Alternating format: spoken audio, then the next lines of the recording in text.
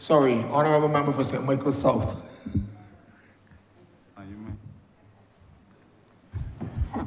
Thank you very much, Mr. Chair. First of all, I want to commend the AG and his team for what I thought was a brilliant presentation.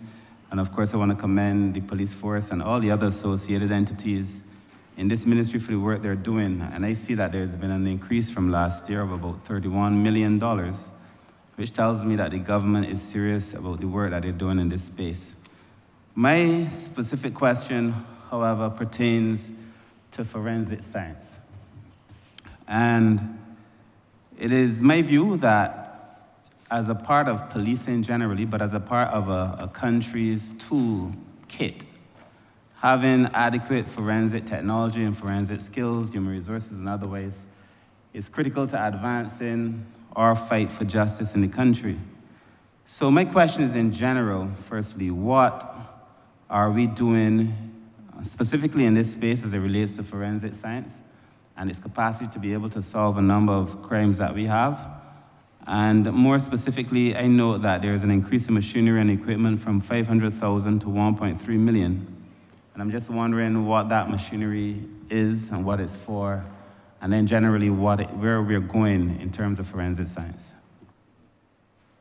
Thank you, Honourable Member, and I will ask the Director of the Forensic Sciences Laboratory to assist me in the answer. But before I hand over to her, let me say a few things. There is no doubt that a fully functioning forensic sciences laboratory is an integral part of the investigation and can be an integral part of the prosecution of criminal offenses. There's hardly a crime scene in Barbados that does not see a significant amount of samples of one kind or another being taken by our scenes of crimes officers. When the Forensic Sciences Laboratory was set up 2 decades ago, it was clear in our mind that we needed to have a quick turnaround between the gathering of forensic samples and the delivery of the outcome of the various testing. For many years, we relied on overseas laboratories. Unfortunately, Honourable Member, that is exactly where we have come again. So that perhaps for the last 10 years or so, the Forensic Sciences Laboratory has been working at less than optimum. And for the last several years, it has not been functioning virtually at all. This situation is not satisfactory. Whenever DNA samples, and I think this is not a TV thing now, I think everybody who will watch TV, but also who will follow developments in law enforcement and so on, everybody would know that DNA is a critical tool in helping to determine culpability, and then those results are used to help to establish proof in the court. But our DNA samples have to be taken abroad by a police officer to a foreign laboratory to be tested. Now, I'm not making an issue of the chain of custody situation. That is simply what it is. But in this decade, and for the last few decades, Barbados ought not to have been at the mercy of foreign laboratories. Equally, toxicology, and I will leave the director to explain what toxicology is, but toxicology is frequently used in the course of an investigation to determine cause of death. We have a situation in the police service where a young man was found dead in a cell last year. And key to helping to determine his cause of death is toxicology results. But we've been in a situation where we have to send those results overseas. We've committed that this state of affairs at the Forensic Sciences Laboratory will be a thing of the past.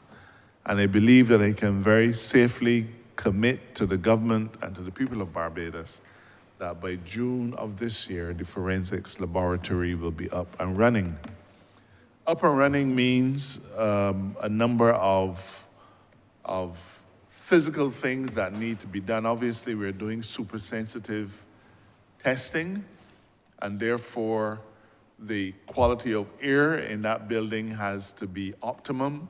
The temperatures sometimes have to be optimum. Perhaps even the amount of dust particles in the air might throw off a test.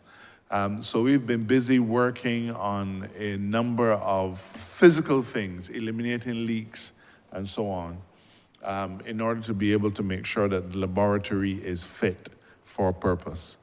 The reason that we've not been working has been mold.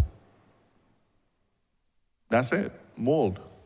So we also have to make sure that the laboratory is perfectly clean and suitable for human occupation. We also have to invest in new equipment. So for example, Honourable Member, we're going to be purchasing, and I'm going to read the note I have, something called a rapid hit DNA system. As I understand it, our current DNA tests will take about 2 weeks, and I'll let the director elaborate.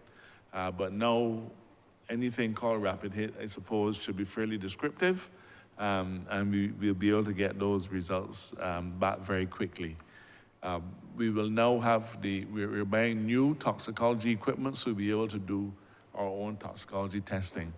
A few years ago, I spoke to the laboratory in Trinidad and asked them if they could take a toxicology sample. They said, of course, AG will do it, and we sent it down by the police officer. 2 years later, the toxicology result has not come back. 2 years later. It is true that all of our laboratories are stressed, but we ought not to be having to be at the whim and fancy or at the mercy of other laboratories. So the reason for this increase is related to the cost of getting the laboratory set back up. As I said, we'll have it ready by June, and I'm confident that the laboratory will once more be able to play a pivotal role in our investigation and in our proof. Director, I hope I've not trespassed too much on your territory, but I'll hand over to you so that you can fill in all of the things that I've left out.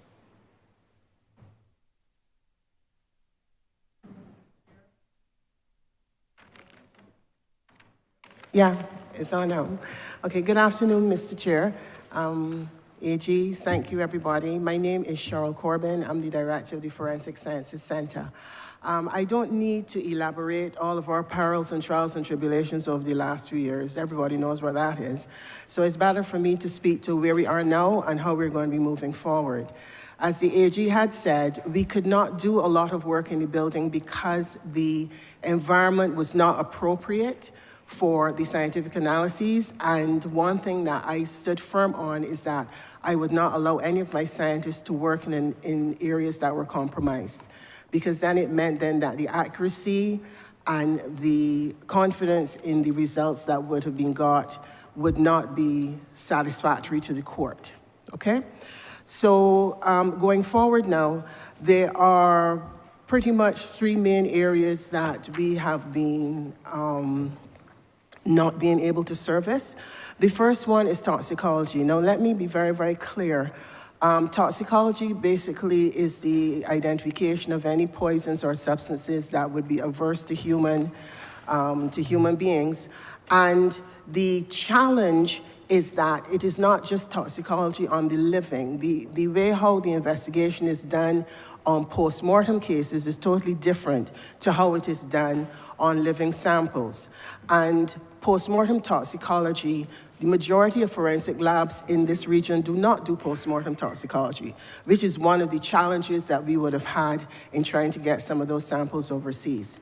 However, we have already purchased and paid for the piece of equipment that's going to allow us to do post-mortem toxicology, and that should be landing anytime in April. So we can safely say that that service, which would be scientific support to any forensic pathology that is done on any bodies, we would be able to provide that service fairly quickly. Okay. The second thing in line is as it relates to cases involving gun crimes, cases involving narcotics. Most of our equipment or gas chromatographic machines with mass spectrometry and so on, most of them are at end of life because they're over 10 years old.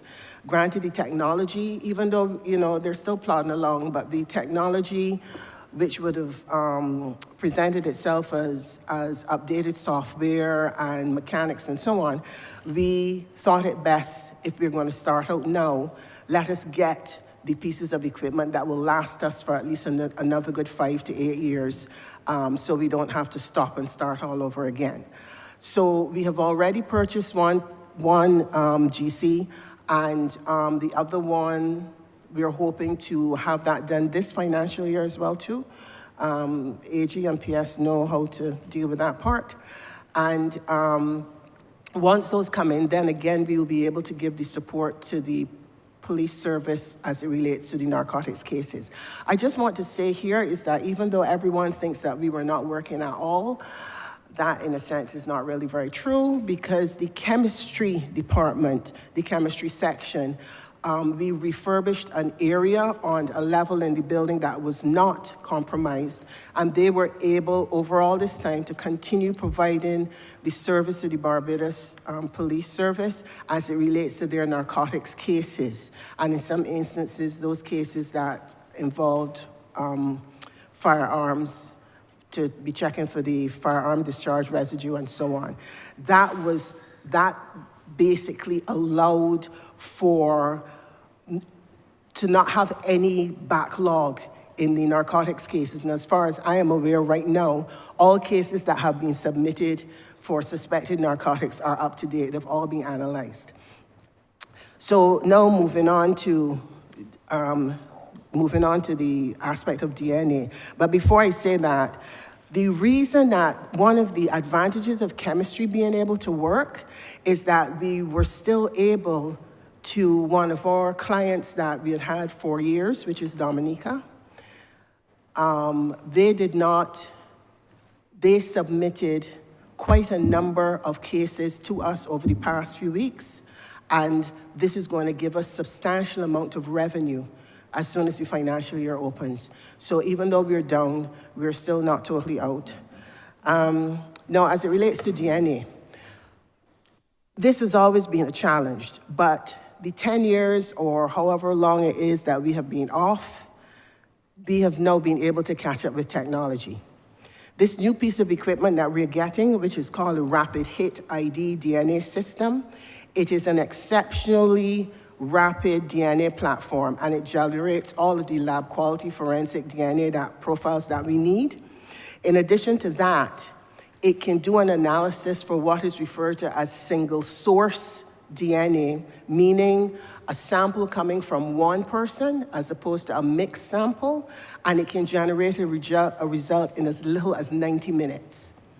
Now, the advantage of that is that you're now able to put a profile into an international database. Like, for instance, the FBI has CODIS, which is Combined DNA Index System, which is a platform that allows international agencies to, with the necessary multilateral agreements, to share these profiles with the FBI and other agencies. And what this allows is that it allows for the assistance of criminal investigations across borders, okay? Now, what I want to let everyone know at this point in time, when we get that DNA system here and we can generate those profiles quickly, we do have forensic legislation on the books already.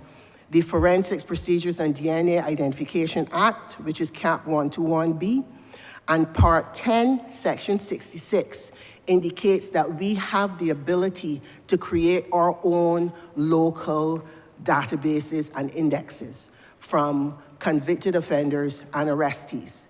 The provision is there. What I will give as an assurance to the room today is that we will work very closely with the legislators and the experts within the Office of the Attorney General to ensure that we do not step out of line as it relates to the holding of that information, and to ensure that the legislation can really support us creating these databases that will be able to be used for the police's benefit. It will not only be for criminal cases, but also for missing persons.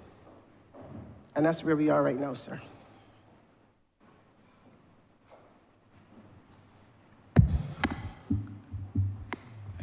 Thank you very much. Thank you very much, AG, and thank you very much to the team. My second question is in relation to subprogram 3243, payment of claims made against the Crown. Now, you know, many people lament that when there is an incident that involves government having to pay, it can take a while. And I see here we've allocated $1 million for the payment of claims made against the Crown. I would just like to know, on behalf of Barbadians, what are we doing to be able to expedite this process, if indeed we are doing anything to expedite the process, and what comfort they can take in the fact that we have a government that has allocated these funds and the extent to which they will be able to access these funds within a respectable time. Thank you, Honourable Member. The first thing I'd like to remind the Chamber of is that the amount that is allocated for claims against the Crown, and if you check historically, you will find that that amount is always set at $1 million. So it is, you will never in any estimate see any variance in that figure from one year to the next. The reason for that is that the relationship that the ministry has with the Ministry of Finance, as long as that amount is depleted, it is topped back up by the Ministry of Finance, simply because we take our obligations in relation to claims against the Crown seriously.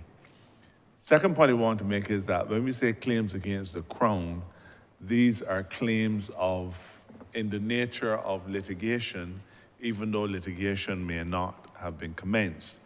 I make the distinction, in other words, between a claim for monies due on a building contract. A contractor who is building a building for government and sends in a certificate for $300,000, that's a claim against the Crown too. But that is not one that will be covered under this head unless a dispute ensued and litigation was likely. Delays in this system, let me tell you that Chambers has just under 20 attorneys at law. Chambers is divided into 3 sections: advisory, contracts, and litigation. Chambers is the lawyer for the public service of Barbados. While it is true that some departments will have their own attorneys, such as the Ministry of Public Works, they have 2 lawyers. National Housing has about 4 or 5. Who else comes to mind? But there are several. Ministry of Public Service, they have 2. So you will find that there are lawyers scattered all across the public service who, in a limited way, deal with questions related to claims. But when it gets down to the nitty-gritty, the quantum, the liability, those matters generally make their way to Chambers. In fact, we have an anachronistic arrangement where the Ministry of Public Works is able to look at, because people have claims against the Ministry of Public Works all the time. They car drop in a place where a manhole used to be, but somebody moved the manhole and then put up the sign, and they burst the car tires or something. So those are claims that will go to Public Works. But as long as the claim exceeds $2,500, it has to get bumped up to SG's office. Never mind that the lawyers, they're all lawyers, but those claims get bumped up to SG's office. The bottom line, therefore, is that the Solicitor General's office has limited manpower to deal with the large volumes of claims, and it therefore means that we have fewer bodies to throw at these claims than we would like. Claims are also delayed because we don't get the cooperation we need from the claimants. The Solicitor General, who is here, will be able to tell you about numerous matters that are awaiting discussion with Council. In fact, I can tell you that from time to time I get involved in some of the more complex matters. There is one matter in particular that I can think of that I have been WhatsApping the attorney for the last 2 years. For 2 years, asking her, please, can we sit down and have a discussion on this matter? Please, please, please. And this is a matter that dates back to before I was first Attorney General in 2016. In fact, to be fair, the matter I'm thinking of was started, I believe Sir David Simmons might have been the Attorney General when it commenced. And we are now so far past, and despite my WhatsApp messages to say to the lawyer, I am going to send this file back across the chambers, I can't get a response. So yes, there are delays, but the delays are not solely on our side. There are other reasons for delays. Sometimes we need information from other departments. Information such as what's the extent of NAS benefits that an individual is receiving. We have no way of taking it ourselves. We have to communicate with that department and ask them, and then wait for them to send the information. So there are a large number of variables which can affect the amount of time it will take to settle a claim. I wish I could say to you that we are in a position to settle all claims within 1 year or within 2 years, but there are some harsh realities that we have to face. Some of those realities relate to the availability of medical reports. Sometimes claimants can't pay for medical reports. There are times when we have to say, well, we wanted to get an independent medical report, as we've had to do recently. So there are a number of variables. I would like to see a situation where we move through these things a lot faster. But when people start claiming $500,000, $1 million, $2 million, then that is a different order of negotiation, and we have to make sure that we are very prudent when it comes to how we negotiate and settle government's legal obligations. There are also some obligations that have to await the outcome of court cases, so that until the court case is determined, there's nothing that we can do, and those are also paid under this head. Is it a desirable situation? No. We certainly could use more staff, but I think that before we get to that point, there are a number of rationalization things that we're looking to do, including bringing all of the lawyers in government under the Office of the Attorney General and under the supervision directly of the Solicitor General. We've tried to make sure and do a lot of training with our lawyers. We've done in-house training. We've had experienced attorneys at law in the private bar come in to do training on elements of it. I have also got involved in some of it myself.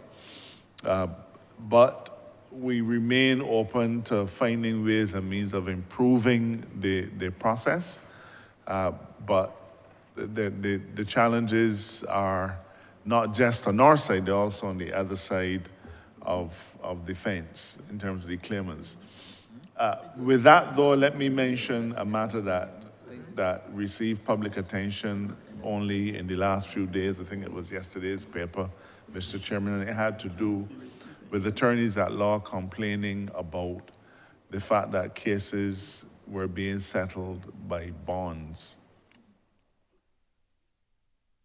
This is not news in the sense that it has been the policy of the government since we entered the MF program that any matter dating back, any matter that has its origin prior to 2018 would be settled in bonds. Those bond issues were 18 months. We passed a piece of legislation somewhat late, I think it was around 2021 or 2020, and that legislation said, when? 2021, and that legislation said the same thing, but this time we are settling it by Series J bonds, which are payable over a 42-month period. Let me explain this. Government, like any other enterprise, has to manage its cash flow. Plain and simple. When somebody submits a claim and it is settled for $1 or $2 million, government has to manage its cash flow. The government, both in the IMF program and as a result of dealing with how we manage our cash flow, made a simple decision. We could either wait until we have the cash to pay you your settlement, or when once the settlement is reached, we can pay you in installments. Now I have I'm almost embarrassed to say, 35 years, going on 36, experience at the bar. In all of my career, I have never said to a client that they should hold out for cash when getting installments is an option. Because you never know when the individual will have that full quantity of cash to pay you. Plain and simple. So if installments is an option, then take the installments, because at least there's money coming in. Government's cash flow has to be split between salaries, between contracts, between a whole variety of things. And as an act of prudence, a decision was taken that this is how we're going to settle claims. It is open to the individuals to say, I don't want any installments. That's fine. You can say that. You can say that. But it then means that you would have to wait until the government is in a position to be able to take up X dollars in cash to settle your claim in full. Now, to my mind, it was a reasonable step to take. It certainly was a better approach than the one under the last administration, which saw well over $1 billion in debts due to Barbadians that simply were not being paid. So our stance was, let us pay you in installments rather than wait until we find the cash to be able to pay you all at once. I hope that that answer has been helpful. Thank you very much, AG. Yes, it does. It answers the question very clearly. My final question is in relation to the CPC's office. Now, we come to this place every Tuesday, sometimes Tuesdays and Fridays, and I think it is fair to say that perhaps we've passed the most legislation in any period for any government. And when I look at what is coming down the pipeline, I anticipate that this is going to continue for some time. I personally am very thankful. While I was Minister of Blue Economy, we were able to pass some very specific legislation. I see some still coming from the Ministry of Tourism as well as the Ministry of Environment related to what we did there. And of course, as Minister responsible for people empowerment, we've just passed a few very serious pieces of legislation. And we have two more. I think one should be laid next week as well. I say all this to say that the CPC's office is obviously working extremely hard, but I wonder if there's a question there on capacity and what we're going to be able to do to expand it, because the work that has been produced is of the finest quality. I personally want to thank the CPC myself, because I know she's been responding excellently to the work that we've done. But I just wonder what the plans are, because I throughout the public service, we've been asking our public servants in some cases to go above and beyond, and the CPC's office clearly has done a lot of work. So I'm just wondering if there's any plans there to strengthen that particular department, and considering what we have done and what it is that we are about to do. Let me join you by thanking CPC's office as well.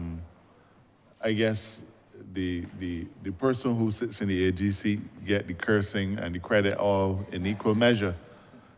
So I get the cursing, and then I also get the credit for passing a lot of legislation. But the truth is, the Chief Parliamentary Council's office, headed by this current chief, have been real soldiers in this exercise.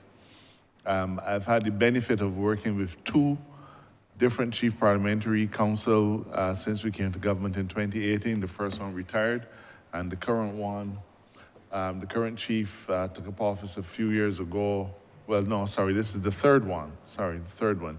So two have retired, and this current one is now in office for, I think, the last 2 years. They have all three of them worked above and beyond to meet the government's requirements. I have to tell you that you all are my colleagues, but you annoy me greatly. You annoy me greatly. Then you call and say, man, you can't get this due quick. We want this by Friday.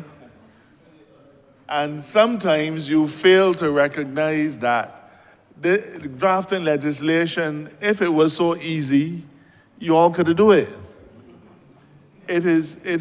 You are requiring sometimes individuals who frightened for seawater to draft 2,000 pages of laws dealing with the blue economy. You're asking individuals who don't know how to plant a piece of cuscus grass to draft the most complex legislation on agriculture. What they do before they draft legislation, they actually have to become immersed and almost as expert as you are before they can even begin to grapple with the issues. Yes, they confer with your staff, but some of the things that you present are not exactly easy to deal with. We've had to recognize, though, that there's only so much that our few bodies can achieve. The Chief Parliamentary Council wants to expand. I will let her speak about that. But let me be very frank with the chamber. We have had to go outside of Barbados to get assistance from foreign drafters. We've had to contract foreign drafters to do drafting. We've also had to contract retired Chief Parliamentary Counsel, former Justice of Appeal. I'm not going to call his name, but we've had to contract him to help us with drafting as well. But in his case, it is actually dual purpose because he's not only able to draft, but he's able to help to mentor a new generation of drafters. Drafting shortage or the shortage of draftsmen is not a Barbados thing either. When we came to government in 2018, I had a meeting with the Secretary General of the Commonwealth, and I said to her, Madam General Secretary General, wanted to request, Baroness Scotland, wanted to request that Barbados wants to make of you is drafters, legal drafters. As you said, AG, if I could give you, I'd be happy because it would mean that we would have surplus elsewhere.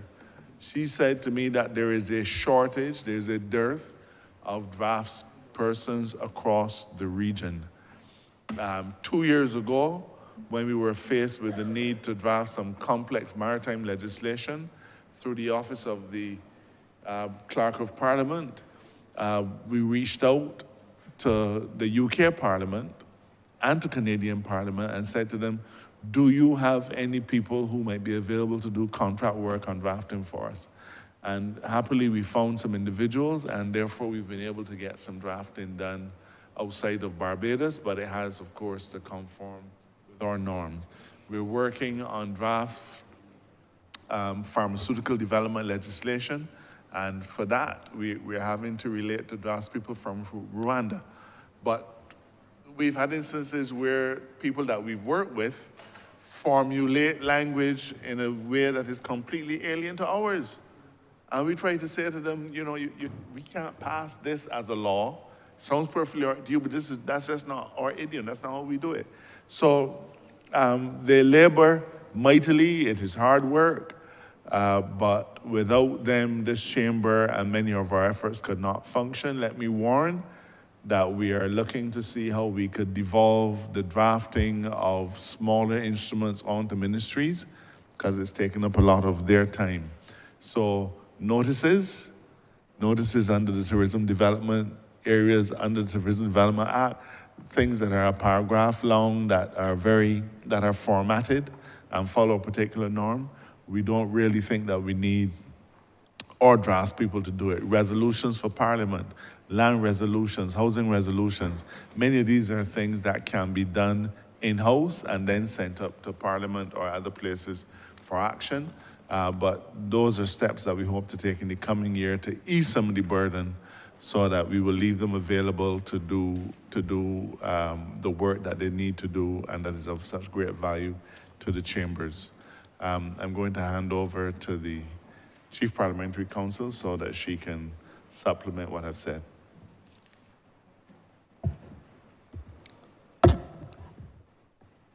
Thank you, Honourable AG. Good afternoon to all. Good afternoon, Chair. My name is Sean Rainbell. I am the Chief Parliamentary Counsel acting. Just to give a... Okay, thank you. Yeah, just to give some insight into the efforts made by the office to increase our numbers so that we can facilitate the drafting of legislation in a more efficient manner. A proposal was prepared for the Ministry of the Public Service to set about the appointment, facilitating the appointment of 4 additional officers. These officers would be differing in rank, so more often than not, you would need officers to do the rank and file work, and then officers who would have more experience dealing with more complex matters. So in all, it would be 4, and I have been assured that more will come in the appropriate time. We also have put forward proposals for the strengthening of our support staff.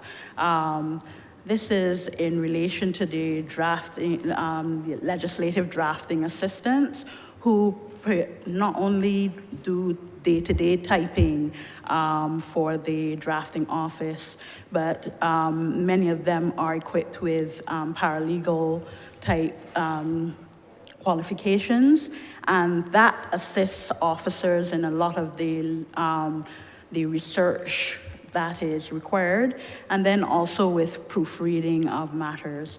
So we have been making slow progress in trying to increase the number of the office, but at the moment, in terms of our present complement, I think that we have been performing mightily, and I thank you all for your support in assisting us in getting the work done. Thank you.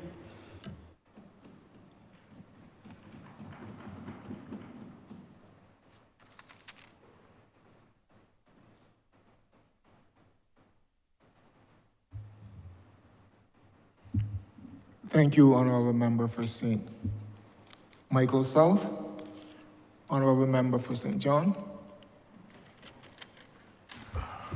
Thank you, Chair. First, I just want to respond to the Honourable Member of the Opposition because it seemed to be besotted with the ministerial project. And it is interesting that on this island, he's the only person who seemed to have a difficulty with the ministerial projects. We have not had at the ministry a single complaint from community clubs, individuals about the ministerial project. And at the very basic level, and I'll speak about St. John, we have issues with some animals, some cows and stuff that are running on the field. So what we're trying to do is to protect that. They're also rodents, so we are rat-proofing the facility at Gore Hill. Mr. Speaker, Chairman, sorry. The Honourable Member also referred this morning about seeing 7-year-olds walking. And I'm happy that he's using a youth lens because I'm using a youth lens too, sir. And I want to say to you that on the 23rd of January this year, I saw some young people walking as well, walking at a graduation put on by Project Dawn. And I would encourage you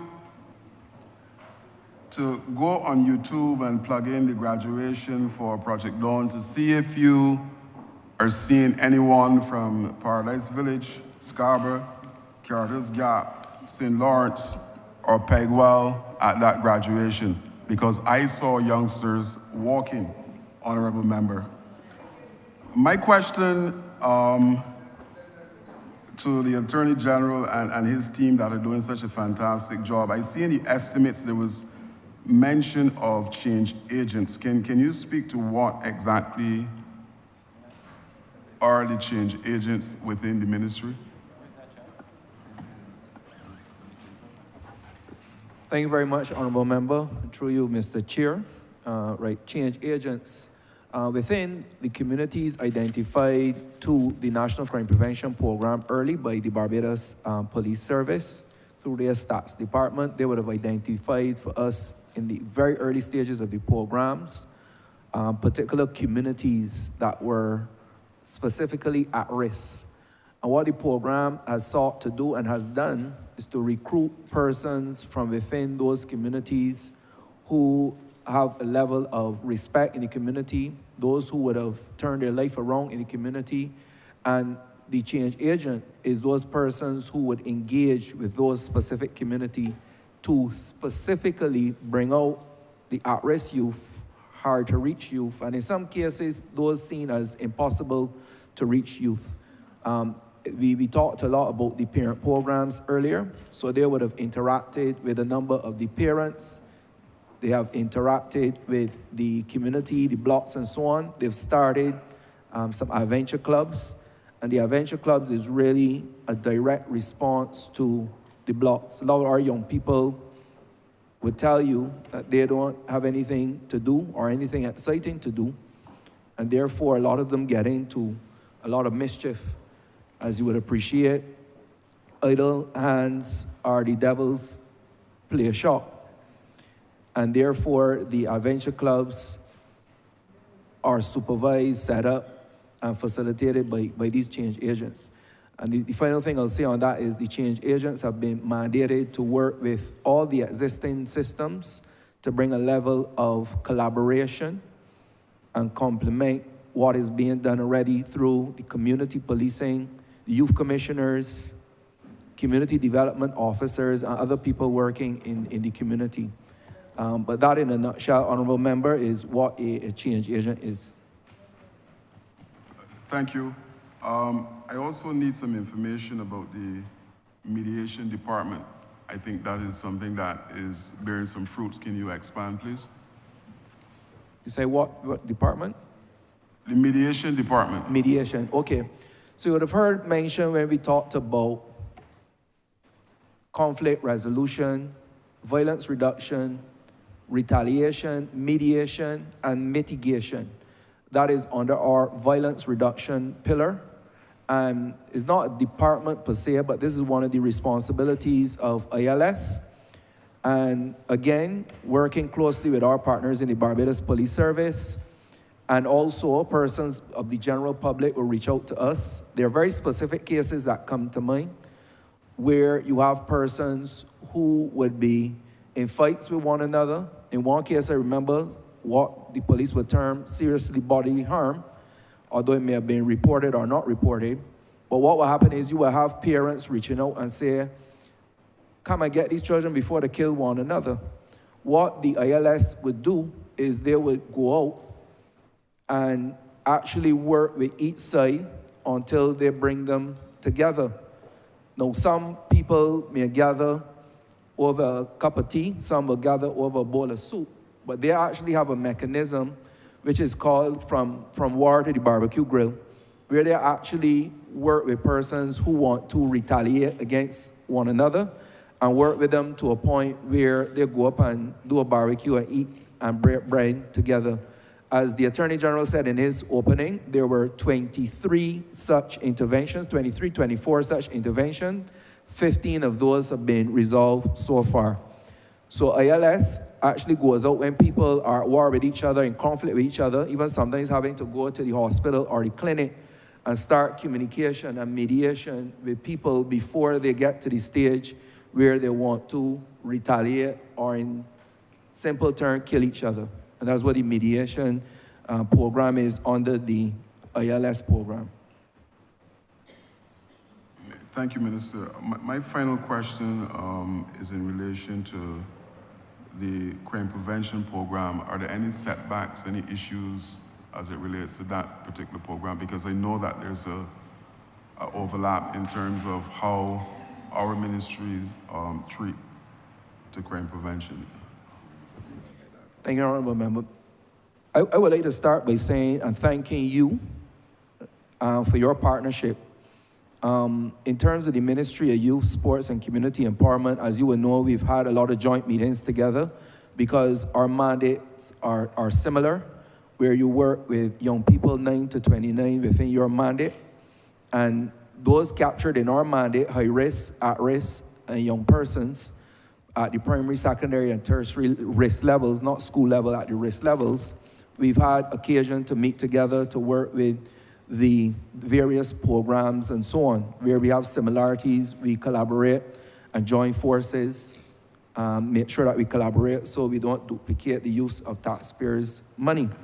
But if I had to point to a setback, I would say it is really we have a competitive disadvantage in a number of ways. I said this before, and I use this opportunity to say it in the House, that when a set of gun-toting criminals or vagabonds or persons want to get up and commit crime, they get up and commit crime. Obviously, because of accountability, transparency, and accountability, in order to match their programs, we have to go through a pretty long and stringent process. Committees, we have to do cabinet papers, National Security Council, and so on. So we had a time disadvantage with the criminals. Criminals just get up and go. But obviously, when you're working in a system like this, you want to have that flexibility. So we're looking at ways to maintain the accountability, but still to be agile to respond to the nature of crime, which is very, very agile. The second one, and I'll probably just do two, is comparative or competitive disadvantage in terms of narrative.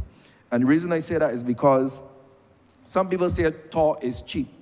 But when we seek to politicize crime, what actually happens is you actually strike at the heart of sometimes the effectiveness of the programs.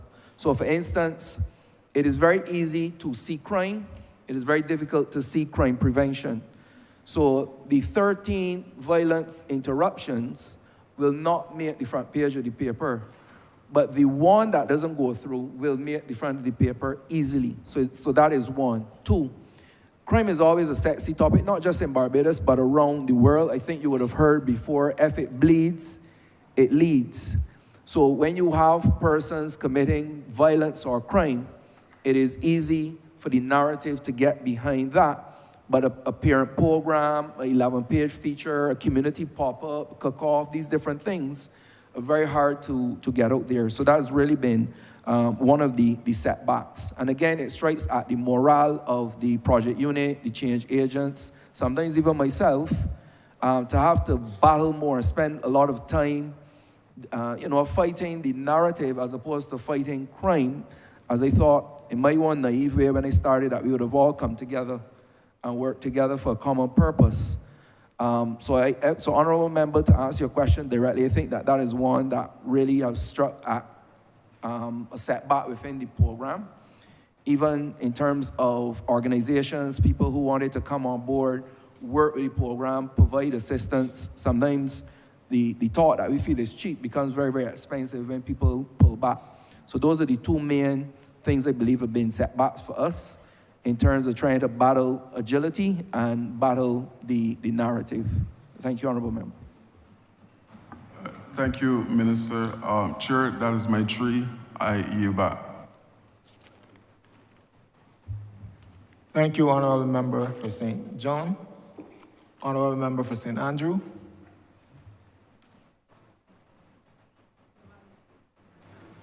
Thank you, Mr. Chair.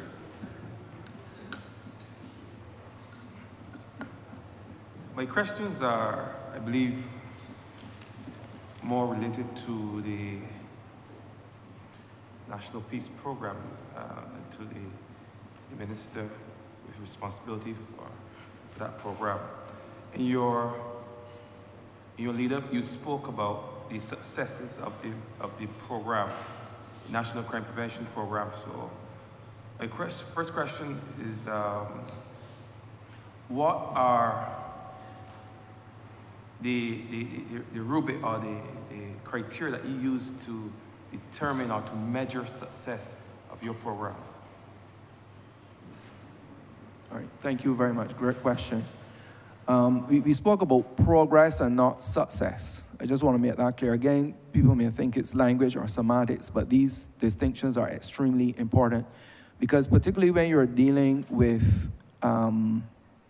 tertiary crime prevention, again, that is rehabilitation, you have people who may backslide into crime and different things like that. When you're dealing with the tertiary risk level persons, that persons involved in crime, you may have that same phenomenon occurring.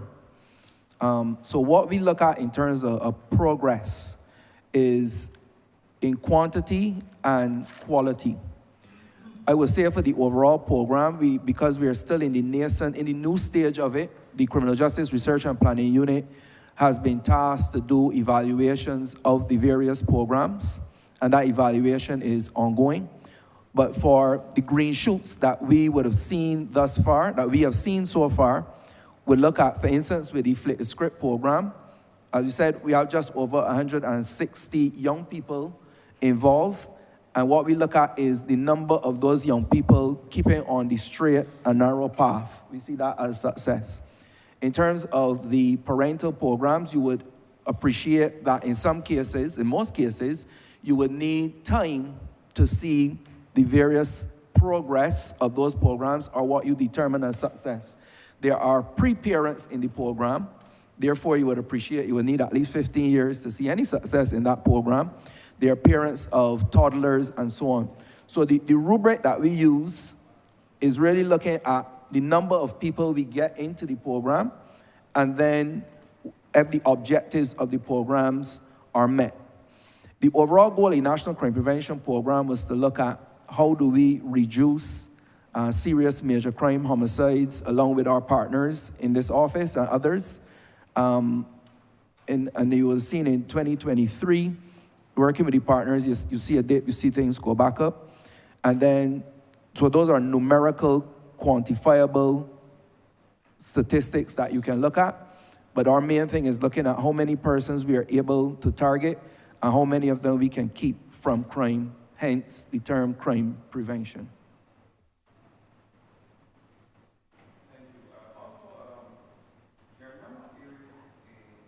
Certainly in Barbados, in the urban spaces especially, where we would consider them to be hotspots. But over the past few years, we have seen some areas in the rural Barbados beginning to warm up. And what I would like to know is how do you go about targeting certain areas for intervention in your program, and what are some of the strategies going forward that you would employ to perhaps arrest these areas, these communities, not necessarily persons, but the decay or the cancer that's beginning to form in certain communities when people move around and resettle before that cancer spreads, and those areas then become hotspots. What are some of the strategies you're using to target those areas, to get to those people, those young people especially, before they are influenced by the criminal element? Thank you again, Honourable Member. So we use two different methods depending on the type of programs. There are universal methods that we have, and we also have targeted methods. So in terms of the data-driven, evidence-based method, we use the geospatial map of crime provided by the Barbados Police Service. We use the BCO, which is the Barbados Crime Observatory, and we use research coming out of the Criminal Justice Research and Planning Unit. So for our overall universal programs, we acknowledge that Barbados is not urban Barbados and rural Barbados, but it is the Republic of Barbados. Said in this chamber before, Barbados is too small for us to say, let's focus on one particular part of Barbados. Everywhere in Barbados is about a bus ride away, about half hour away. A bus can travel, a gun can travel, and ammunition can travel in less than half an hour to any part in Barbados, about. So therefore, that is why we have universal programs. Looking at the data that we have and suggesting where crime is, and I will talk about the geospatial map. So the Barbados Police Service provides us with a geospatial map of serious and major crime, and we reverse engineer that map. That map is telling us where crime is occurring. What is important is where the crime is coming from. Where the crime is occurring would be good information for the police, for their patrolling, predictive policing, etc., etc. But where the interventions are most needed, and these would be the targeted interventions now, would really be where the crime is coming from. One of the things that I can alert the House is that the fact that back in 2016, the Criminal Justice Research and Planning Unit did research of violence in the schools. One of the interesting things coming out of that study is there is a direct correlation, and I think if we go deeper, there would be a direct causation of the top 6 vulnerable schools with the zones and the feeder zones of those schools. So in other words, the same information provided to us by the Barbados Police Service trace back to the zones feeding the top 6 vulnerable schools in Barbados. So that is the sort of thing that we use to target the programs, the schools, the communities, the age groups that we target. Highlighted by Criminal Justice Unit recently, you've seen that we've had a drop in the average persons being held and charged for murder. We're looking at between 16 and 18. So you will see a lot of focus going in there at the tertiary level, risk group, for that particular age group, and going younger because you can't wait till they get 16. If you're 16 and picking up a gun, the intervention must not start at 16. Remember that just 5 years ago, these would have been sitting down in a hall somewhere, graduating, hair comb or plaque, uniform, bright-eyed and bushy-tailed, getting ready for the world, and then something happens within that 5 years. And it is the responsibility of not just the Office of the Attorney General, but the Ministry of Youth, People Empowerment, Education, and so on, to continue to work throughout these age ranges to ensure that we keep them on the straight and narrow path. But to answer your question, we are certain that we are covering all areas. Remember in Chamber last year in this same exercise, there were a number of colleagues who operate from the north of the country that were adamant in representing their constituents to ensure that they want programs too. And the National Peace Program under the National Crime Prevention Program have delivered programs from St. Lucie to St. Philip. But there have also been a scientific and evidence-based way that we've gone on to do additional programs in a targeted way using the Barbados Crime Observatory, the Barbados Police Service Crime Stats Office, and the Criminal Justice Research and Planning Unit. Thank you. My final question, you made mention about the allocation of funds. Can you speak and maybe perhaps elaborate more on the allocation of funds to various groups and how the use of those funds impact the program? Thank you very much again, Honourable Member. So we spoke about the phases within the program. I didn't get to elaborate on them. I'll go through them quickly and then I'll match it with how the funds are allocated. Phase 1 of the program was reducing the heat on the street, and that's why the violence reduction pillar was the first out of the blocks. We had to get control of what is happening. Phase 2 is situational crime prevention, and that is working with colleagues in here to ensure that we have the requisite debushing, patrolling, CCTV, etc., making sure the situation for criminals are very difficult. Phase 3 is where we want to spend the bulk of time and bulk of attention and bulk of funding, is preventing people from becoming criminals in the first place.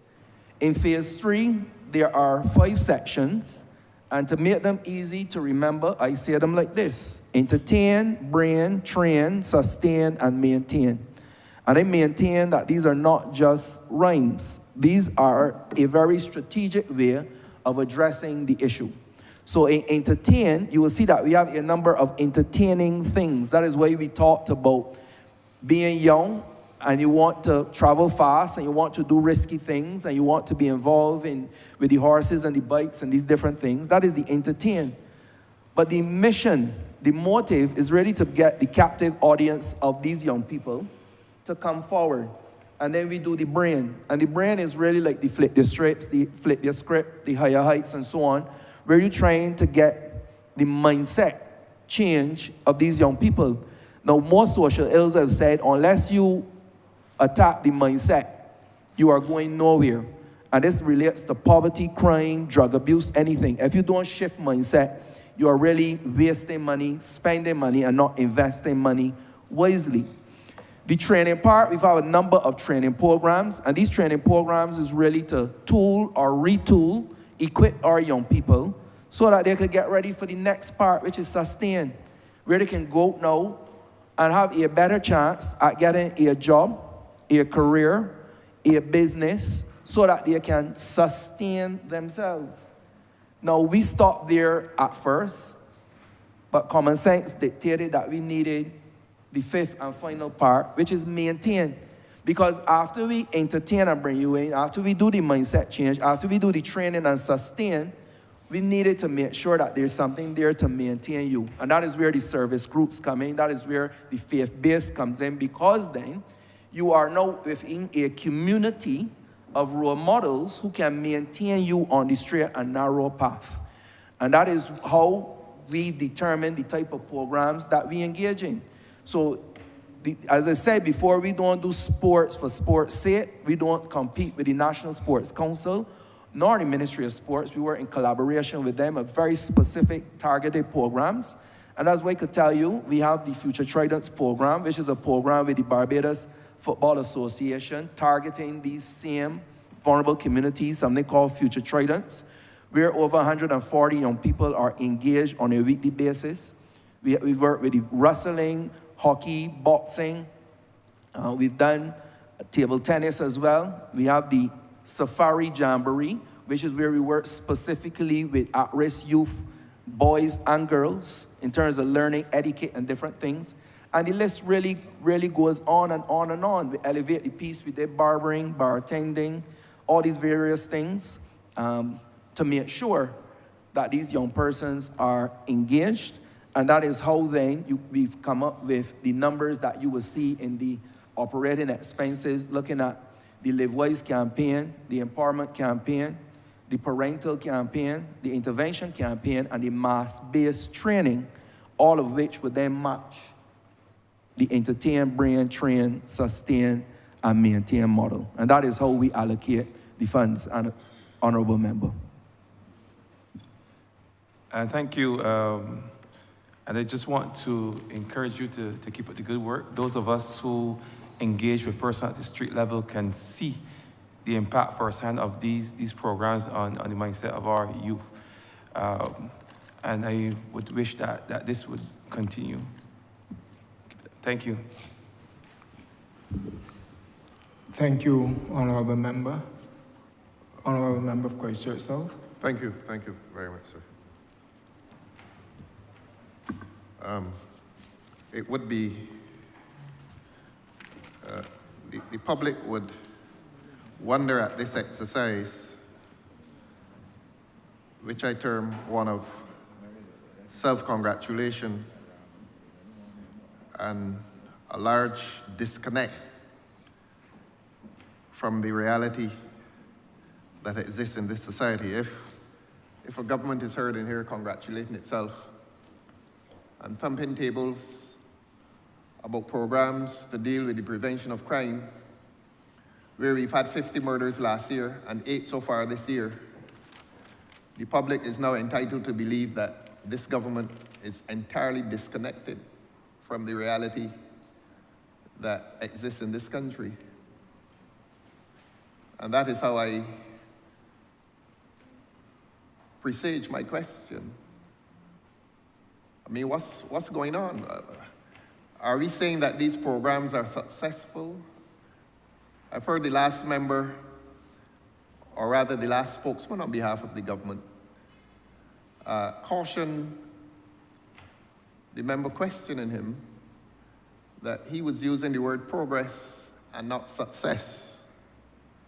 And one would therefore want to encourage the government to take this exercise seriously if it intends to give some reasonable explanation to the country.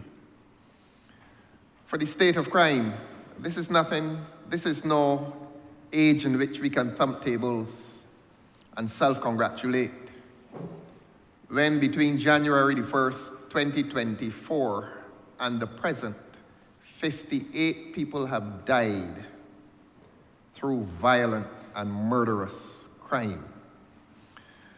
And when we left this place before lunch, the learned Attorney General added some figures and told this Parliament,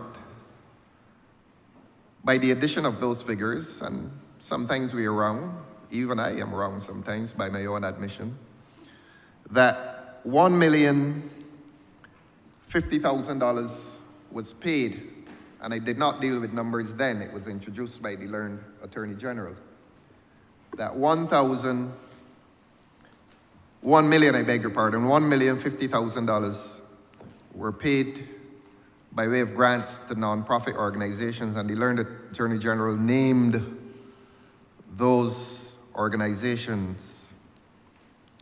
But like the dissonance between self-congratulation and reality, there is a dissonance between what the learned Attorney General disclosed in the sum of $1,050,000 and the sum of $900,000 disclosed by the official document. I'm prepared to be wrong, but it means that $150,000 has not been accounted for. What I want this learned Attorney General to account for now is a promise made late last year while there was a raging discussion about violent crime. And I'm entitled to use my terms, and I describe what happened in the aftermath of that discussion as a diversion in a national discussion as to violent and murderous crime. The government somehow related tint on car windows to violent and murderous crime and told the people of this country that they were going to pass what we term colloquially tint legislation. I'm entitled to tell this country and this Parliament that on every occasion I have come to this Parliament since then, certainly including all of the sit-ins of this year, I was promised that that tint legislation would have come to the Parliament. Maybe we've had 3-4 sit-ins, excluding today's, and that promised tint legislation has not come. It is my view that, having heard what we heard this morning, that persons who are known to be involved in crime are now the beneficiaries of government's official policy that lick and lock up done with. And that was the utterance of a senior minister in this place. that persons involved and known to be involved in crime are the beneficiaries of some principle that lick and lock up done with, and they can now expect to benefit not from financial assistance, but we've heard that there's some distinction between financial assistance and financial empowerment. So, while they benefit from financial empowerment, and the drivers of over 100,000 vehicles in this country that may have tint nervously await their penalization and perhaps even criminalization, but let us stay with penalization for the time being. While they await the sword of Damocles, the governmental sword of Damocles, that is about to fall on the heads of innocent people, including young women who drive home at night behind tinted windows so that they would not be seen by those men who are involved in robbery and murder.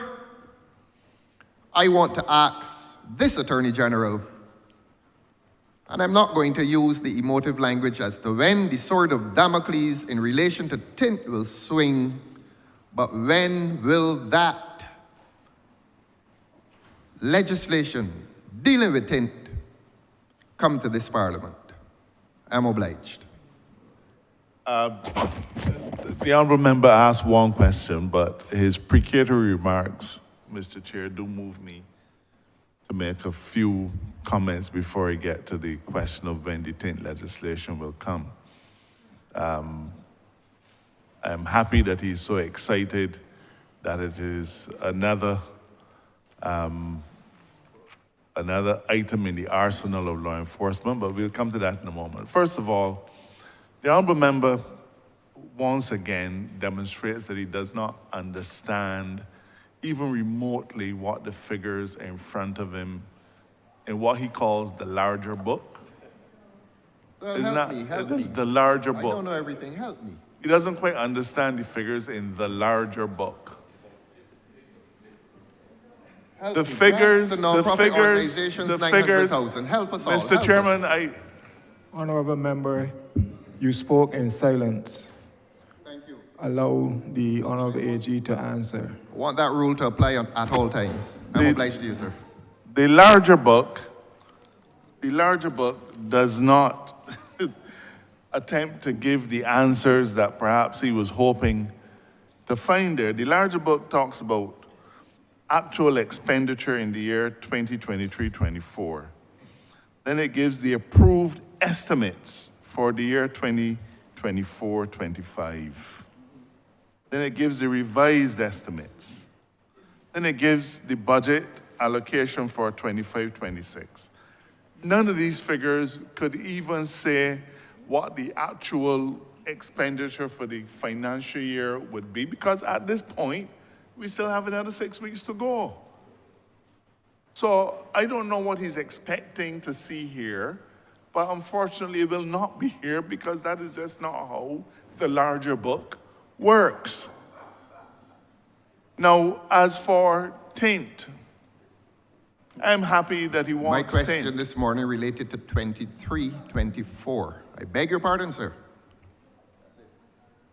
I'm happy that the honourable member wants to talk about tint.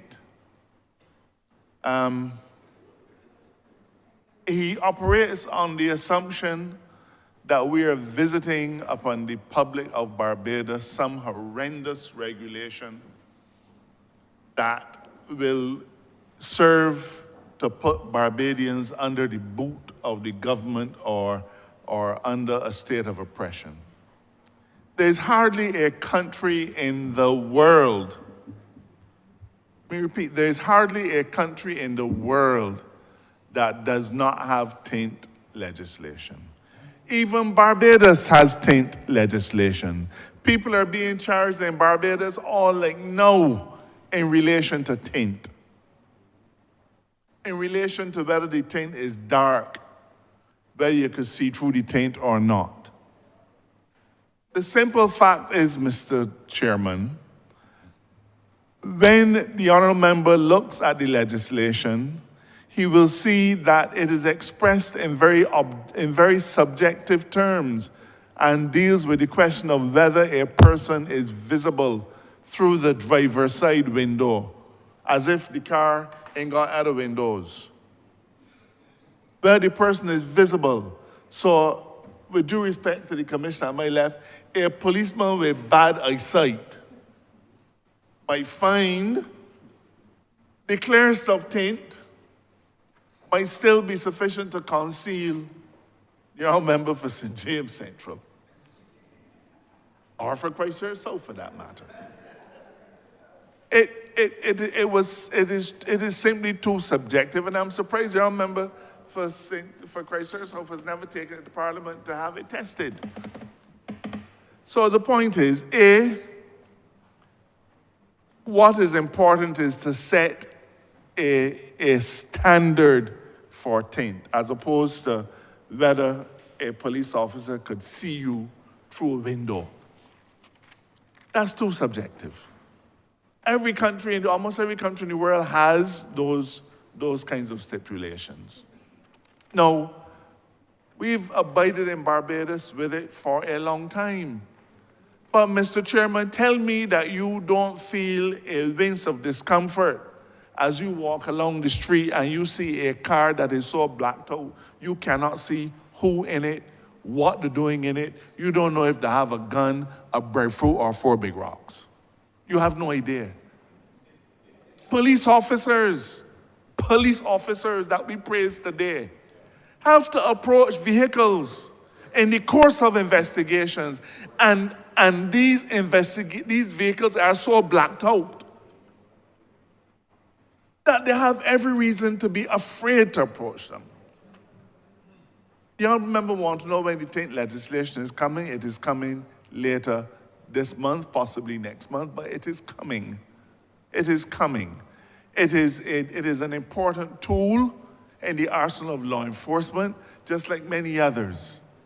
The police asked us, whether through self-interest or whether through increasing their capacity to properly govern this country in terms of law enforcement, they've asked us for it, and we're going to give it to them. It seems reasonable to this administration. We are not breaking new ground. When your member goes into Miami and pick up a car, he can't say, man, this is too clear, you want a darker tint. Because it has to abide by the laws of the United States. So Barbados will be no different. I hope we get his support when it comes.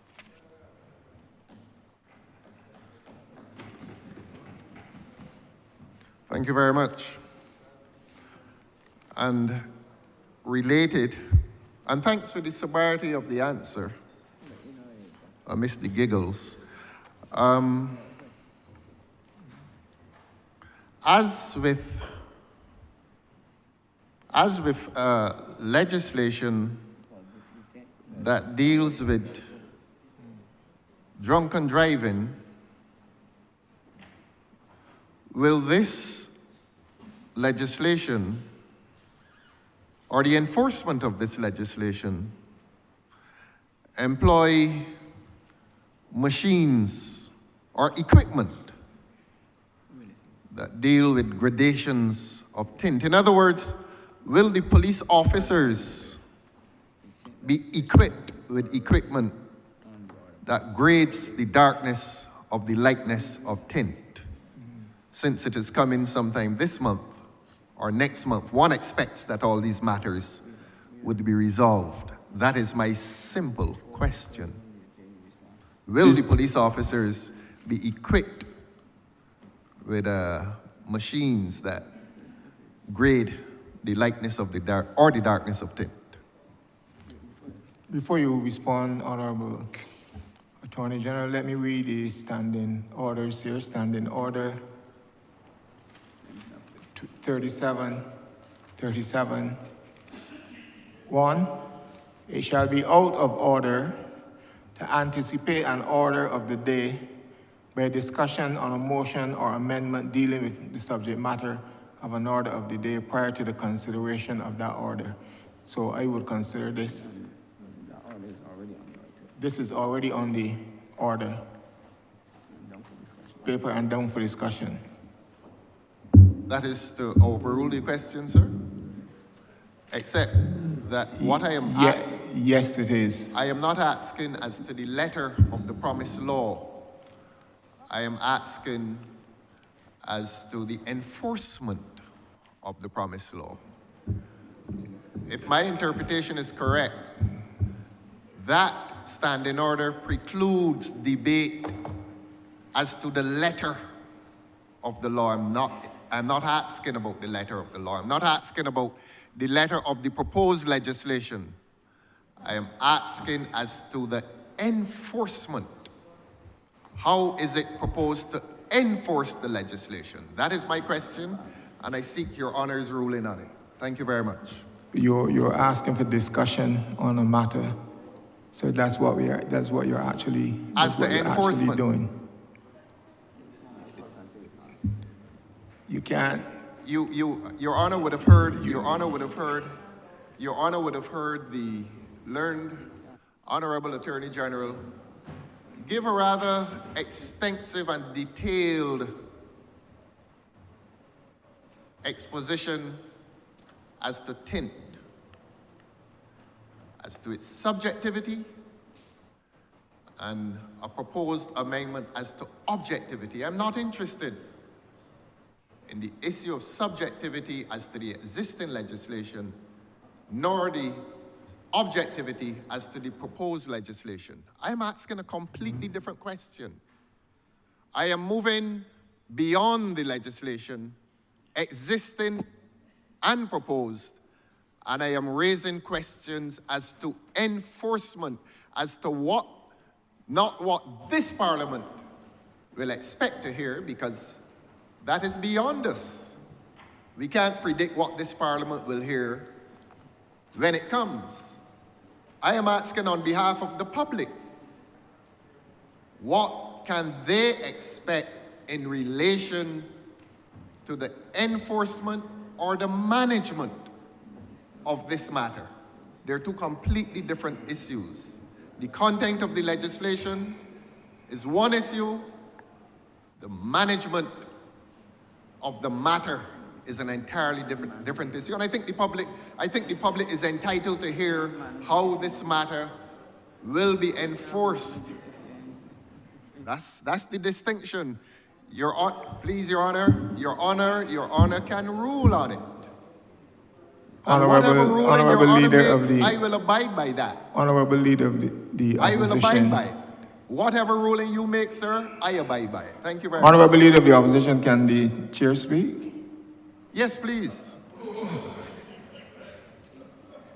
You will have the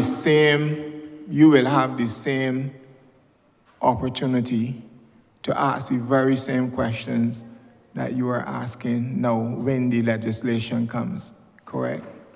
That is what is happening. You will have the same opportunity to ask those questions when the legislation comes.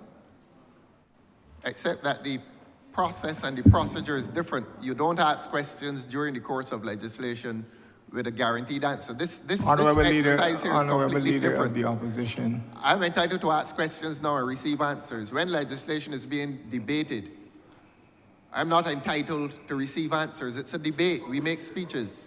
This is an exercise dealing with questions and answers.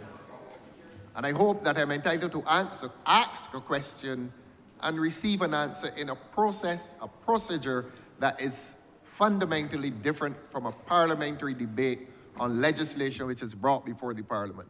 And I go back to the original scope of my question, that it deals with the enforcement of a matter of public interest as opposed to the content of legislation which the learned Attorney General says will come here either this month or next month.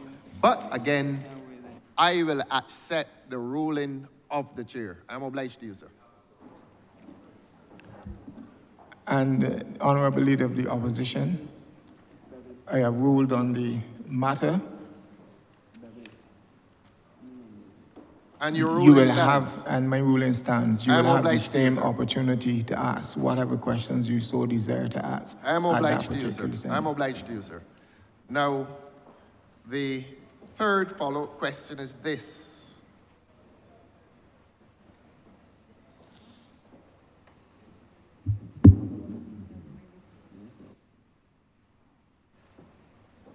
Whether the scheme, I'm not referring to legislation, again, I'm not referring to legislation, whether the scheme for this widespread tinting of vehicles will require business persons to import and possess equipment for the grading of tint, or whether, well, I'll leave it there. Whether it requires business persons who apply tint to import and possess equipment before they apply that tint. In other words, will there be policing of business persons who will apply that tint? I'm obliged to you, sir. Mr. Chairman, I'm mindful of your ruling, and I don't propose to in any way aid and abet the breach of the standing orders by the Honourable Leader of the Opposition. I will say, inasmuch as he's interested in how the funds of the Barbados Police Service was spent in the last financial year. Yes. In the last financial year, the Barbados Police Service used some of its expenditure in purchasing 50 tint meters. Thank you. Those 50 tint meters are the best that money can buy, because we don't intend to take any chance with this matter. The lead up to the discussions on tint as the establishment of standards for tint as a measure as part of the law enforcement arsenal saw us meeting with all of the interest groups, and that included individuals who we met with virtually all of the business people who are engaged in the application of tint. And to a man, they all said, please let us know what tint meters you are going to buy so that I don't have 1 meter and you have the next. So it is expected that individuals who are engaged in the application of tint will be buying meters. That's what they said to us. Because when an individual who put tint on his car 8 years ago, nobody don't remember what tint that was. He don't remember. The body who put it on don't remember. So he drives up to the tint workshop, and the person will be able to say, let me measure it, you're fine. Let me measure it, you're not fine. They have expressed an interest in having the machines. The machines are widely available. They're not expensive. Many have already purchased the tint meters. The Ministry of Public Works, I believe, may already have purchased theirs, so that the entire system is ready for this. There will be no disruption to the business community. As I said, we met with them, and they were anxious to make sure that everybody was using the same meters, because they didn't want to have one body using a meter that might be any different.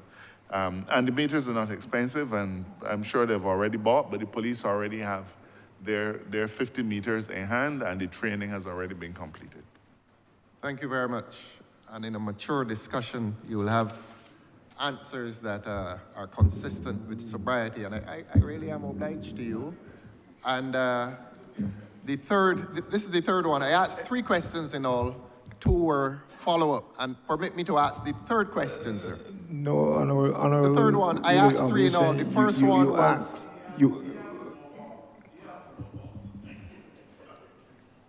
Permit me, sir. This is a democratic process. Definitely it is. And I hope you And will it's a honor process that of order process. as well. Beg your pardon, sir? It's a process of order as Yes, well. and I'm insisting that I ask 2 follow-up questions, and I was told that I have But 3. Honorable Leader of the Opposition, you cannot insist with the chair. You're trying to overrule the chair. No, I'm not trying to overrule you. I'm reminding the chair as to what transpired over the last 10 minutes. That I asked 1 question and then 2 by way of follow-up, and I was given the assurance that I have 3 follow-up questions. And we began by agreeing that your dispensation will be fair, and I consider that it has been fair for the whole day. And I'm asking you to continue, let us continue along that path of fairness. And if you do so, my 3rd follow-up question then will be, Honorable member, you would be invited to come back. Thank you. come back with the same question that I intend to ask now. It is a follow-up question. It is a follow-up question to what You will the have Attorney another General chance, said. Honorable member, Honorable Leader of the Opposition. Let me then, without disrespecting your ruling, say to you that the question would have been that Honorable Leader whether of the Attorney General. Opposition, Honorable Leader of the Opposition, your time has expired. The chair has ruled. Time or number of questions, sir? Honorable member for Christchurch West Central. Thank you, Chair. In the interest of sobriety, I just want to take the conversation to sub-program 0240. And this program is dealing specifically with forensic services. I know it may not be what we would call in the whole legal conversation the sexy subject, but for me, science and forensics and the law, I think that they are equally important. And I just want to go into the question. And the question is that I recognize that since last estimates, you would have put at least $800,000+ additional for the purchase of equipment to this forensic unit.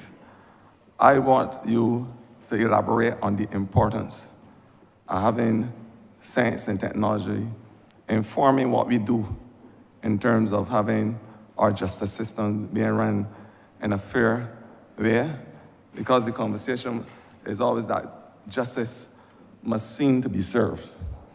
And I'm happy to know that we have the forensic, the scientific approach, where fingerprints, DNA, and those types of things. I don't know if you do anthropology here, but those types of scientific and technological advancements are used so we can get to what you call the nitty-gritty of crime as it relates to evidence. I just want you to elaborate on the what the forensic science unit and what they do in terms of the service they provide, and how important it is in terms of our ability to ensure that justice is duly served in this country. Thanks. I remember I'm going to ask the assistance of the director of the Forensic Sciences Laboratory in the response to your question, but I reserve the right to supplement what she says. Over to the director. Good afternoon, Mr. Chair, and honorable members in the House. Just to elaborate, the Forensic Sciences Center is an integral arm of the judicial system, and we provide the impartial scientific support for the adjudication of all cases, especially for those cases that are within the realm of criminal cases. Now, the equipment is needed because in many instances, the equipment increases our visual acuity, meaning that we get to be able to see things that you cannot see with the naked eye. The major principle and tenet of forensics is Locard's exchange principle, which is every contact leaves a trace. So if you go somewhere and you leave, we'll find part of you wherever you went, okay?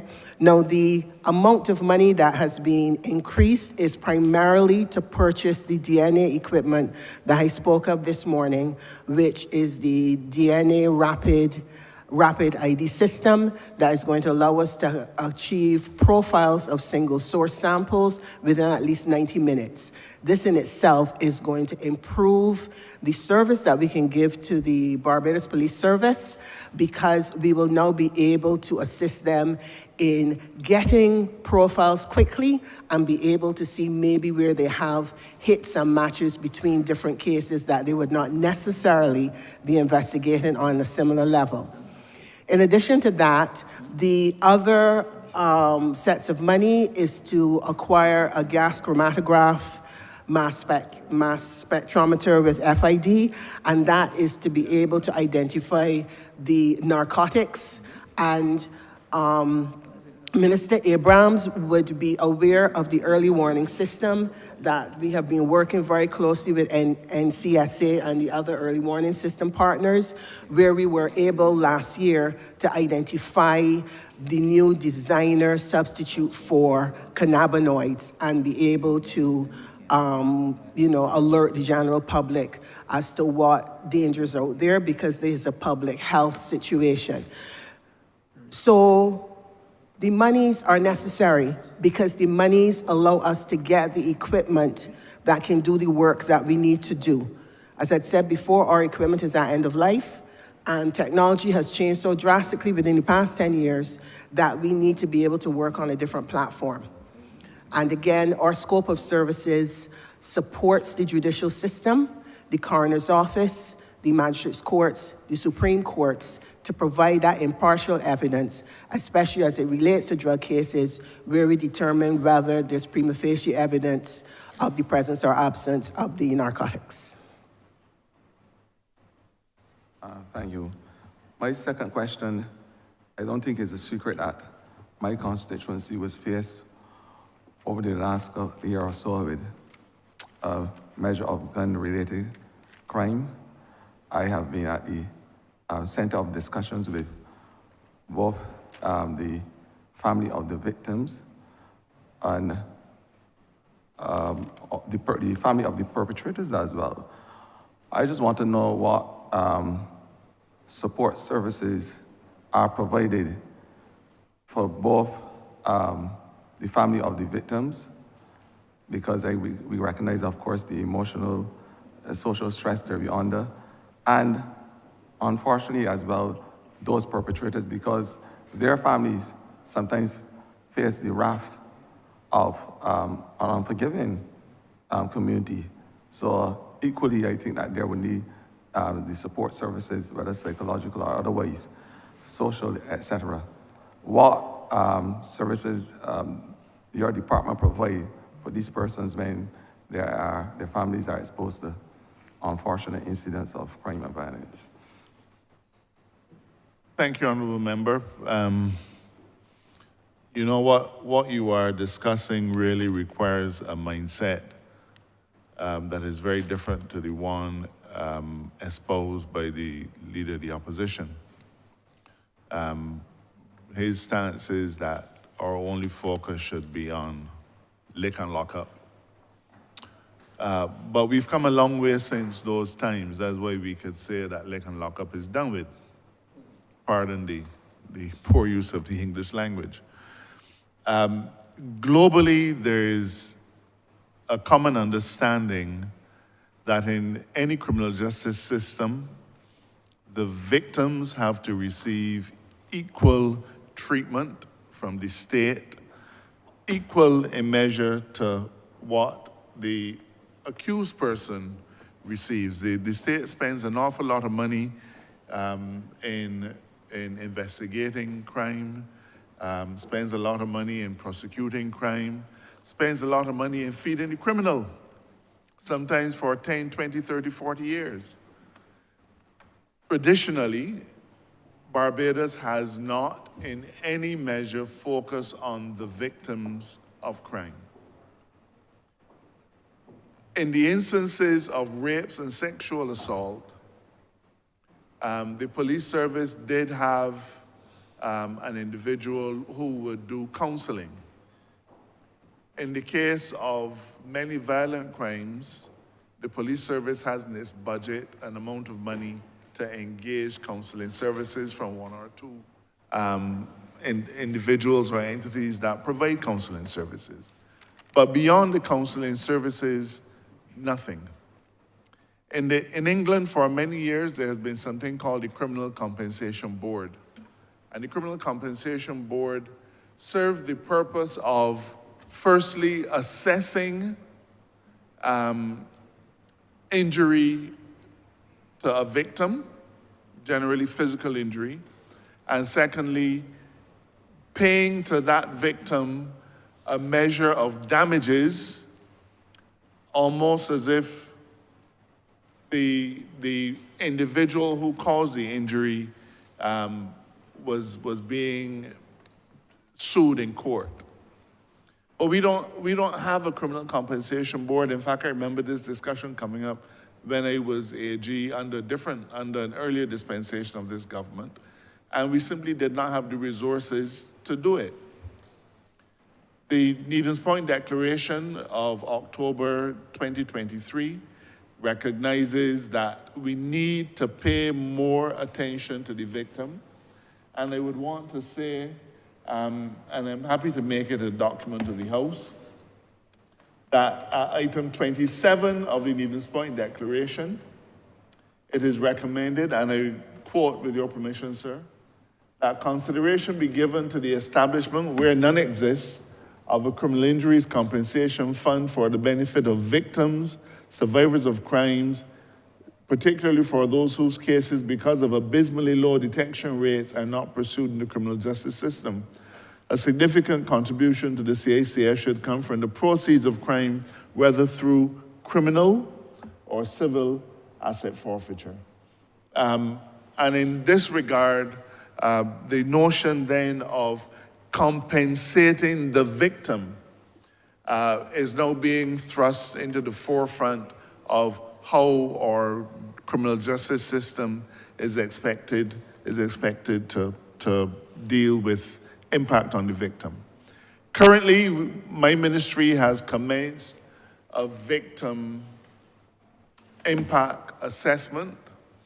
It is being done by criminologists in the Office of the Attorney General, and this victim assessment will try to find out and identify really who the victims of homicides are, who are the dependents of the victims of homicides, but also who are the dependents of the accused persons who might be incarcerated. Because in the same way that the victim has independence, the incarcerated person might have children who are now robbed of that kind of support. So the first steps in trying to determine how we address the issues of treating the victim, dealing with the victim, if possible making state allocations to the victims, we have to do this study. I'm able to say, and I believe that the minister responsible for welfare and elder affairs will be able to confirm that his ministry had been given the responsibility of looking to see how we can provide some financial assistance to the families of individuals who have suffered a loss as a result of a homicide. And I think that program has started. I'm unable to say what the measure of that compensation or support is, but I say that this is new. This represents a completely different mindset to how the criminal justice system has been working in the past. It was almost as if as long as the individual who caused the wrong receives their just deserts in the legal system, then we have no more to do with you. But that is clearly a short-sighted approach, because when a family loses its breadwinner, when it loses its mainstay, its pillar of support, then that is a family that becomes vulnerable, and that vulnerability may then cause them to get involved in the very thing we are trying to keep them out of. There are instances, Mr. Chairman, when the sons of young men or perhaps I should just say the sons of men, who have been murdered, have sworn vengeance on the individual who, in their view, committed the homicide. Now that is a heavy, heavy burden for a young boy to carry. That at 10 or 11, as far as he's concerned, so-and-so killed my father, then I get big, I going and kill he back, I going and kill he too. That's a heavy burden for a child to carry. And therefore, the state has an obligation to intervene in instances, whether by supporting the family, by supporting that individual, not just through counseling, but sometimes financial support, so as to ensure that that young man or woman does not follow that path that sometimes they swear to follow. I hope that that assists you in the general question. I can't tell you that there's any active engagement in terms of victim assistance in your constituency as you've asked, but I'm happy to look into it for you. Thank you, Adrian. I know that with my own personal experience, there were a number of, and I want to thank the members of the the Barbados Police Service, for their efforts in my community, because I recognize that they reached out to a lot of NGOs who came on board as well, and other ministries, because it's all about partnership. I mean, we can't do it alone. My last question is one that I recognize, of course, that your ministry would have done a lot of work to ensure that the physical structures for the both judiciary and the police service in terms of the stations, that there were massive upgrades since 2018. I want to congratulate you for that, because those who are involved in this fight must be in a comfortable environment. And that is a given across the board. We have new emerging crimes with the new digital and technological sphere that we operate in. These new crimes have affected Barbados in a different way, total different way. With the emergence of these crimes, and you can speak about them in terms of what we are seeing across the board, because they are affecting Barbadians. What is your ministry doing in order to combat these new vagaries, recognizing, of course, that technology, and whether digital or otherwise, is now being used in the whole thrust of crime? What is your ministry doing in terms of providing equipment, etc., to ensure that Barbadians are safe as it relates to these types of crimes?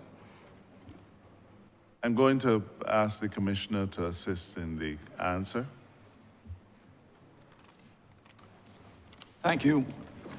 In terms of the whole technology rollout in addressing crime situations in Barbados, I must say that over time, we have received, that is the Barbados Police Service, have received tremendous financial input from the government in terms of sourcing equipment, technology-wise, to bring the police service into the 21st century. And we are fully engaged in that installation and placing the technology in strategic locations whereby it can benefit the police service and, by extension, members of the public. So we have been reaping tremendous successes when it comes to operationalizing various facets of technology in terms of fighting crimes. And not only that, we have tremendous buy-ins from members of the public, business community, and a number of residents throughout the country. So whether it is in terms of seeing and knowing exactly what is happening in various communities and locations, we are engaging in that tremendously, and we continue to identify those points that we, as persons mentioned before, not only hotspots, but also those areas whereby when we go through various districts and do our analysis of locations, situations, and things like that. We mentioned geo-mapping, and that is something also that is working for us. So whether it is dealing with eyes in the sky, it's no secret that we have a number of drones. Drone technology is used universally throughout the world in terms of combating aspects of crime. So we in the Barbados Police Service, we are not suffering in terms of technology to fight the issues of crime. Now, technology will not work on its own, and that is why we are engaging members of the public who are willingly working with us, whether it is coming boldly and saying, well, I am X or Y, and I'm going to work with you and assist you, but also those who will use various means to communicate with us, whereby we would know how to employ technologies. I must congratulate members, especially in the business community, who also assist us in acquiring equipment so willingly, so we can utilize in terms of protecting our various communities. So yes, for us, community, for looking after the communities, citizens, and the entire country, we cannot, in these modern times, do without the latest aspects of technology, and members of the organization, we are using it. And once we continue to get that financial support from the government side of it, that is a road that we will continue to pursue, because we know at the end of the day, we can achieve our objectives as laid out in our policing plan going forward to make the country safe and sound for each and every member of the public. So yes, we will look and see the latest state-of-the-art technology and place them in strategic locations going forward. Thank you. Thank you, Commissioner. I just want to comment lastly by saying that AG, and I want to congratulate you because I recognize in your estimate that you have put some money for a female dorm at the training center, and I want to say to you that since 2018, and to congratulate you for having and putting an equal trust, an equitable trust in terms of advancing women within the police force so that they have that equitable and tangible stake, and I want to congratulate you for that. Thank you very much, Honourable Member. In addition to the thrust in relation to equality among male and female recruits, we've also been encouraged to increase the age of applicants. Because I think the current age is 35, and we've received several representations. That age was raised to 35, I believe, about 4 or 5 years ago. We've been asked to consider increasing the recruitment age, especially since there are levels of specialization that do not require an officer to be physically fit. So take, for example, a IT person. An IT person who may, can I say, might work at a commercial bank or something, or work for an IT company, but who is 45, may well be willing to come and work in the Barbados Police Service. But we could not recruit that person, even though it is their skill that they need and not their physical rigor. We can't recruit that person to join the ranks of the police service because they are over the age. Somebody who might be skilled in forensic accounting. So there are a number of policing skills that we require today, more now than ever, that we may not be able to bring on board as police officers simply because of the age requirements. So that the question of equality on all sides has to be relooked.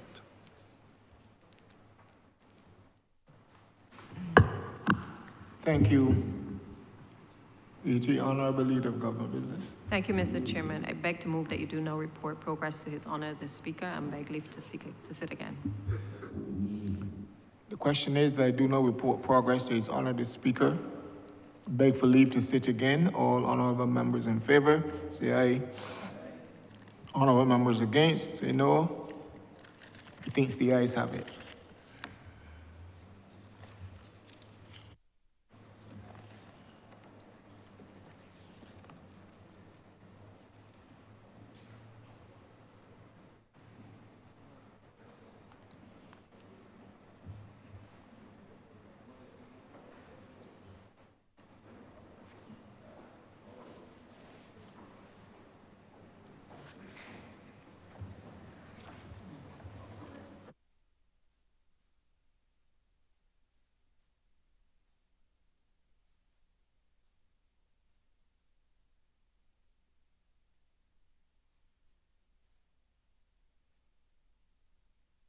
Chairman has reported progress and requests leave to sit again. Honourable Leader, Government Business. Thank you, Mr. Speaker. I beg to move the suspension of the House until 5 p.m. The question is that this Honourable Chamber be suspended until 5 p.m. All those honourable members in favour, please say aye. Those against it, please say no. We think the ayes have it. This Honourable Chamber stands suspended until 5 p.m.